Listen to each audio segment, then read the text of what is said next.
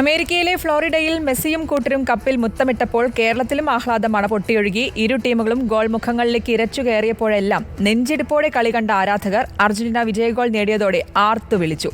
പടക്കം പൊട്ടിച്ചും മധുരം വിതരണം ചെയ്തുമായിരുന്നു ആരാധകരുടെ ആഹ്ലാദ പ്രകടനങ്ങൾ.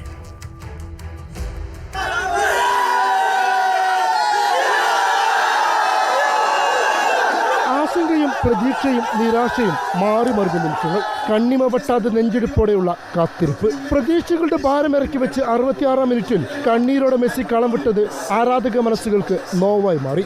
നായകൻ പാതി വഴിയിൽ മടങ്ങിയെങ്കിലും ആരാധകർ പ്രതീക്ഷകൾ കൈവിട്ടില്ല.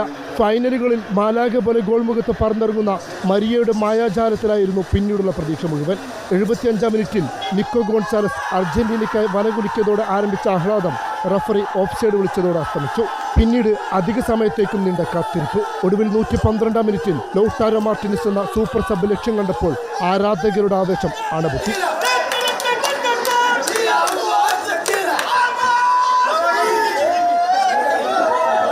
ഇടമുറിയാതെ പെയ്യുന്ന പേമാരിയിലും ആഹ്ലാദത്തിന്റെ പടക്കങ്ങൾ പ്രകമ്പനം തീർത്തു.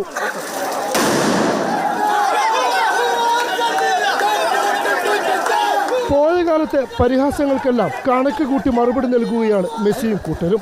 അടുത്ത ലോകകപ്പിലും മെസ്സി ബൂട്ട് കെട്ടുമെന്ന പ്രതീക്ഷയിലാണ് ഓരോ അർജന്റീനിയൻ ആരാധകരും. ആള് ഇങ്ങനെ നിന്നാ മതിയല്ലോ, ആളിപ്പോ നിന്നിട്ടല്ലേ ഇങ്ങനെ കപ്പ് കിട്ടിയാൽ നമുക്ക് വേൾഡ് കപ്പ് ഇങ്ങനെ നിന്ന് കിട്ടിയാൽ ഓക്കെ, നല്ലൊരു മാച്ചൊക്കെ കാണാം. കപ്പുകളിൽ നിന്ന് കപ്പുകളിലേക്കുള്ള അർജന്റീനയുടെ ജൈത്രയാത്ര അർജന്റീനയെയും കാൽപന്തിനെയും ജീവനോളം പ്രണയിക്കുന്ന മലയാളിക്ക് ആഹ്ലാദത്തിന്റെ കടലിരുമ്പമാണ്. വീഡിയോ ജേർണലിസ്റ്റ് ഉണ്ണി തുവൂരിനൊപ്പം റിപ്പോർട്ടർ അഷ്കർ അലി കരിമ്പ, റിപ്പോർട്ടർ മലപ്പുറം.